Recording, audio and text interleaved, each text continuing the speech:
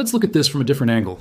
When a country that stores 300 tons of its national treasure 3,000 miles away suddenly decides it wants that treasure back on home soil, that's not administrative housekeeping. That's a vote of no confidence. Germany's Bundesbank started repatriating gold from New York and Paris back in 2013. They finished earlier than planned, brought home 743 tons total. The official story? Logistical efficiency, modernization, better storage facilities in Frankfurt. But here's what the press releases won't tell you. When you retrieve your valuables from someone else's vault ahead of schedule, you're preparing for something. And the German financial establishment doesn't do anything impulsively. The gold vaults underneath the Federal Reserve Bank of New York hold more foreign gold than anywhere else on the planet. 79 feet below street level in Manhattan bedrock, behind a 90-ton steel cylinder door, sits approximately 6,000 tons of monetary gold. Most of it isn't American. It's stored there because after World War II, New York was the undisputed center of global finance, and everybody wanted their reserves close to the action, close to where international settlements happened, close to liquidity. That arrangement worked beautifully during the Bretton Woods era. Countries could settle trade imbalances by transferring gold bars between cages in the same vault. Nobody had to ship anything. Just move a few bars from Germany's cage to Italy's cage, update the ledgers, settlement complete. Elegant system, frictionless, built on trust and American dominance. But trust is a peculiar thing in monetary systems. It functions like structural integrity in architecture. You don't notice it until cracks appear. Then suddenly everyone becomes an inspector. This reveals something important. Germany didn't wake up one morning and randomly decide Frankfurt was a better location for gold storage. They'd been storing it in New York for decades without issue. The storage fees were negligible. The security was world-class. Manhattan isn't exactly prone to invasion. So what changed? The timeline tells the real story. Germany announced their repatriation plan in January 2013. That's roughly 18 months after Europe's sovereign debt crisis nearly collapsed the Eurozone. After Greece almost imploded. After Italy's borrowing costs spiked to unsustainable levels. After the European Central Bank had to intervene with unprecedented measures to prevent financial contagion. During that crisis, something shifted in how European policymakers viewed systemic risk. They started questioning arrangements that had seemed permanent. They started stress testing assumptions. And one of those assumptions was whether gold stored in foreign vaults would actually be accessible during a genuine emergency. Think about that for a second. The entire rationale for storing gold in New York rested on instant accessibility and liquidity. But what if access isn't instant when you actually need it? What if a severe financial crisis creates political pressure to freeze assets? What if emergency capital controls prevent repatriation? What if, during the chaos of a monetary system breakdown, the host country decides its own needs take priority? These aren't conspiracy theories. These are standard geopolitical scenarios that central banks must plan for. It's literally their job to contemplate worst-case situations. Now, here's where it gets interesting. When Germany first requested to audit their gold at the Fed in 2012, they were reportedly denied access to the actual storage rooms. They could see some of their gold, but not enter the vaults themselves for a comprehensive inspection. The Federal Reserve's position was essentially, trust us, it's all there. And for an institution that had trusted them for 60 years, being told you can't verify was a diplomatic ice bath. The Bundesbank never publicly confirmed these audit restrictions, but German media reported extensively on it, and the political pressure became intense. Members of the Bundestag started asking uncomfortable questions. Why can't Germany inspect its own property? What exactly is the Federal Reserve hiding? Is the gold even there? That last question hit a nerve because it connects to a much older controversy. In 1971, when Nixon closed the gold window and ended dollar convertibility, rumors immediately surfaced that Fort Knox and the Fed vaults didn't actually hold all the gold on the books, that maybe some of it had been leased out, or swapped, or hypothecated multiple times. The U.S. government has never permitted a full public audit of its gold reserves. The last comprehensive physical inventory of Fort Knox happened in 1953. 70 plus years ago. Let me be clear, I'm not claiming that gold isn't there. But the refusal to allow transparent, comprehensive audits creates exactly the kind of information vacuum where doubt flourishes. And central banks hate doubt. Their entire operational model depends on confidence. Currency is confidence made liquid. So Germany decided to eliminate doubt the old-fashioned way. Physical possession. If you can't verify it's there, bring it home where you can weigh it, assay it, and count it yourself. Every single bar. The original repatriation plan called for bringing home 674 tons over 7 years. They completed 743 tons in 4 years. 3 years ahead of schedule. That acceleration matters. When institutions finish early, it means the project became a higher priority than originally assessed. Resources were diverted. Approvals were expedited. Something made this urgent.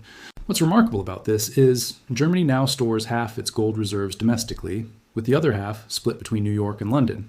That's a complete reversal from 2013, when only a fraction sat in Frankfurt. They've fundamentally restructured their reserve allocation based on a reassessment of geopolitical risk. And they're not alone.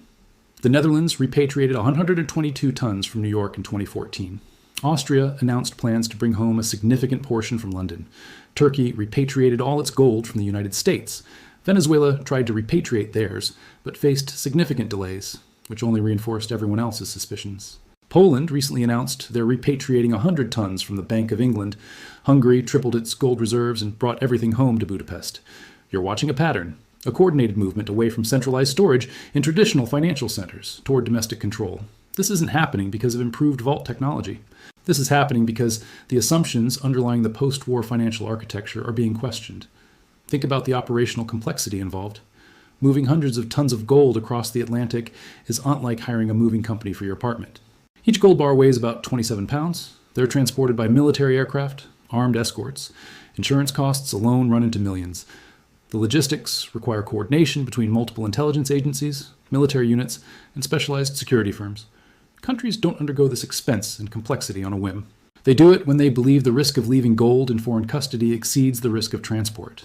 That's a calculated judgment about where the global financial system is headed. This is the turning point. Not because Germany is preparing for World War III or some apocalyptic scenario, but because they're preparing for a multipolar world where the dollar is not automatically the global reserve currency, where American interests might diverge sharply from European interests, and where physical possession of monetary reserves becomes strategically essential. Consider what's driving this reassessment. The Federal Reserve's balance sheet exploded from under $1 trillion in 2008 to nearly $9 trillion at its peak. The European Central Bank pursued negative interest rates, essentially charging banks to hold reserves. Japan's been conducting monetary experiments that would have been considered insane 20 years ago. China's been systematically accumulating gold while reducing dollar holdings. Russia got cut off from SWIFT and had dollar assets frozen after Ukraine. That last point deserves emphasis. When the West froze Russian central bank reserves held in dollars and euros, every other country with significant foreign reserve holdings noticed. If dollar assets can be frozen for geopolitical reasons, they're not really assets. They're contingent claims that depend on continued political alignment. That's a profoundly different risk profile than previously understood. Gold can't be frozen remotely, can't be sanctioned with a keystroke, can't be inflated away by another country's central bank. But those advantages only apply if you physically possess it. If it's sitting in a vault in New York or London, it's potentially subject to the same political weaponization as dollar deposits. The German repatriation sends a signal that extends far beyond Germany. It tells every other central bank, maybe you should reconsider your storage arrangements. Maybe trusting the center of the old financial system isn't optimal strategy in a fragmenting world order. Maybe physical possession matters again. Look at how gold fits into currency competition. The dollar's reserve status rests on a few key pillars: the depth of U.S. Treasury markets, the strength of American military power, the efficiency of dollar payment systems, and institutional trust in the Federal Reserve. The first three remain intact, but that fourth pillar shows cracks. When trust erodes, gold becomes relevant again, not as a circulating currency, but as a neutral reserve asset that doesn't depend on any single country's institutions. It's the ultimate fallback. Central banks have increased gold purchases to the highest levels in decades, not because they think we're returning to a gold standard, but because they want optionality. They want reserves that hold value, regardless of which currency system dominates the future. China understands this better than anyone. They've been buying gold systematically for years, while simultaneously reducing their treasury holdings.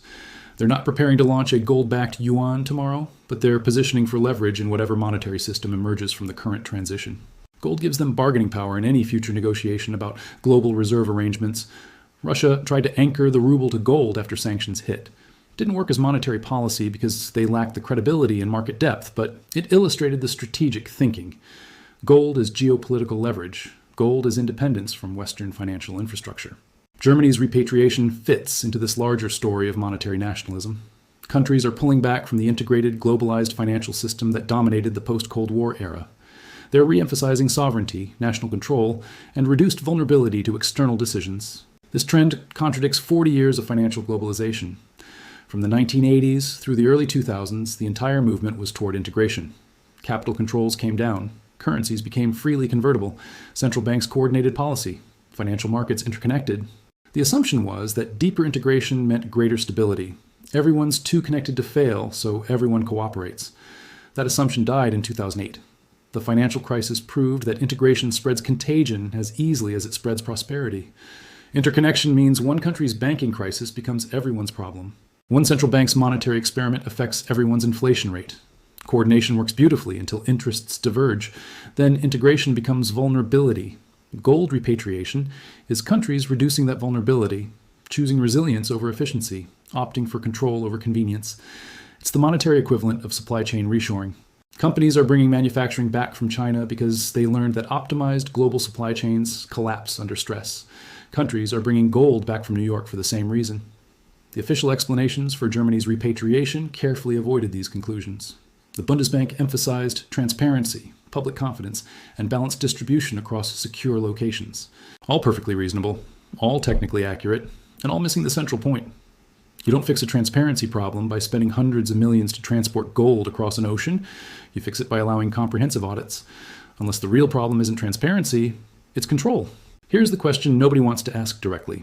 What does the Federal Reserve know that triggered Germany's urgency? Because central banks talk to each other constantly. The Bank for International, they discuss stresses in the financial system, emerging risks, potential scenarios that would trigger intervention.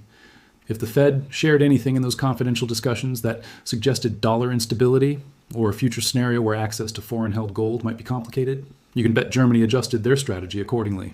The repatriation might not be responding to current conditions. It might be positioning for contingencies that haven't materialized yet.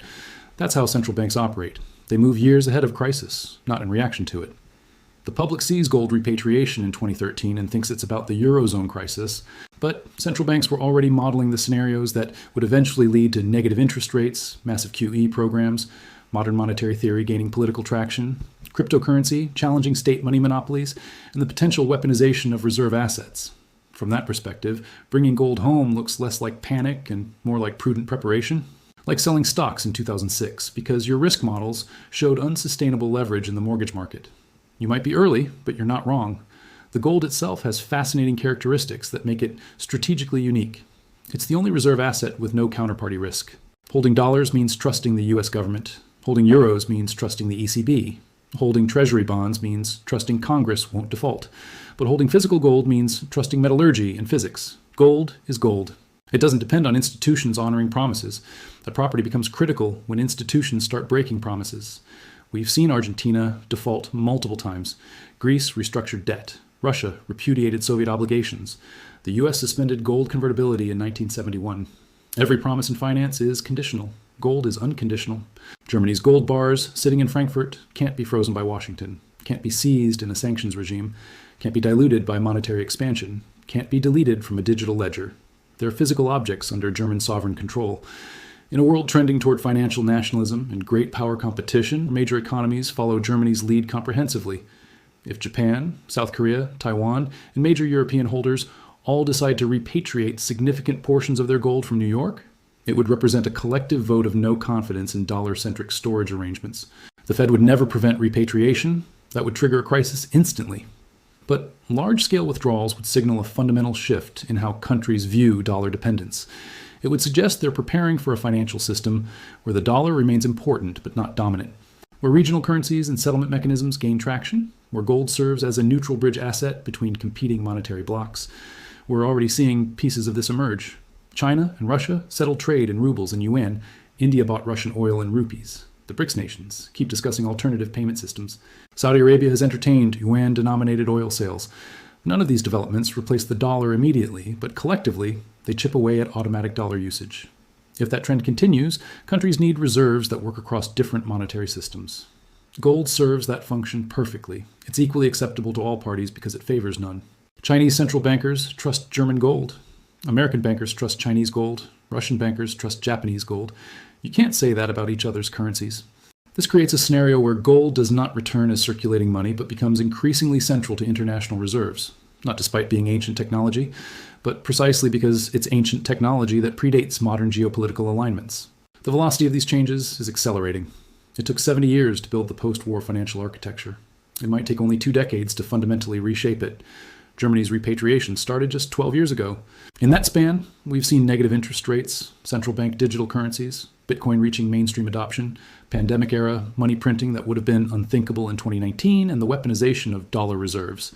Each shock reduces trust in existing arrangements. Each crisis makes physical gold more attractive. Each geopolitical fracture makes foreign storage less appealing. What's remarkable about this is the mainstream financial media barely covered the strategic implications of Germany's repatriation. It was treated as a quirky side story, not a leading indicator of systemic change. That's typical. The most important shifts get ignored until they're undeniable. Remember when cryptocurrencies were dismissed as nerd money? Remember when negative interest rates were theoretically impossible? Remember when freezing a major country's central bank reserves was considered too extreme to contemplate? The people positioned ahead of paradigm shifts are the ones paying attention to signals the mainstream dismisses. Germany's gold repatriation was one of those signals. A clear, unambiguous statement that a major G7 economy had reassessed the security of existing arrangements and found them wanting. Think about that for a second. Germany is America's NATO ally, close trading partner, shared security interests. If they don't trust the Federal Reserve with their gold, what does that tell you about how they view systemic risk in the dollar system? It tells you they're preparing for instability. Maybe not next year, maybe not in 5 years, but somewhere on the horizon they see scenarios where having gold under domestic control becomes essential, where monetary cooperation breaks down, where national interests diverge enough that foreign stored assets become liabilities. This isn't about predicting the end of the dollar or the collapse of global finance. It's about recognizing that the tectonic plates underlying monetary systems are shifting. The arrangements that worked for 70 years may not work for the next 70. Countries are repositioning for that reality. Here's what you should take away from this. When institutions that move slowly suddenly accelerate, pay attention. When countries that trusted each other for generations start physically relocating assets, that's information. When the official explanation seems disconnected from the scale of action taken, look deeper. Germany wanting its gold back isn't about better storage in Frankfurt. It's about preparing for a world where physical possession trumps institutional promises, where sovereignty matters more than efficiency, where trust in the center can no longer be assumed. That's the signal. The post-war financial architecture is being quietly dismantled, not through dramatic collapse, but through deliberate repositioning by actors who see what's coming. Gold repatriation is one visible manifestation of that repositioning. Central bank digital currencies are another. Sanctions regime proliferation is another. Cryptocurrency adoption is another. All these developments point toward the same conclusion. The monetary system is fragmenting from a unified dollar-centric model toward something more complex, multipolar, and contested. In that environment, hard assets under direct control become strategically essential. Germany understood this in 2013. More countries understand it now. The question is whether you're positioned for what comes next, or whether you're still operating on assumptions that worked brilliantly in a world that's already disappearing. The gold sitting in Frankfurt's vaults represents more than monetary reserves. It represents a strategic judgment about the future of money, power, and trust between nations. It represents preparation for a financial system that isn't fully emerged yet, but whose outline is becoming visible to those paying attention. That's what you're watching when countries repatriate gold. Not paranoia, not irrationality. Strategic positioning by institutions that think in decades, not quarters. They're moving pieces into place for a game whose rules are still being written. The fact that they're moving at all tells you the current game is ending.